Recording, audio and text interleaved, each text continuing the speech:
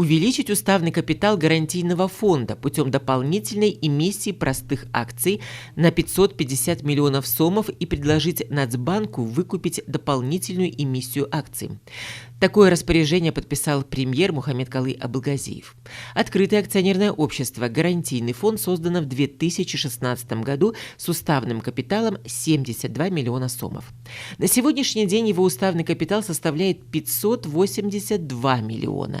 За период деятельности компания предоставила 816 гарантий на миллиард сомов, что позволило освоить весь уставный капитал. Банки-партнеры с привлечением гарантий выдали предпринимателям кредитов более чем на 3,4 миллиарда сомов. За счет предоставленных гарантий было создано 1508 новых и поддержано 7021 рабочее место.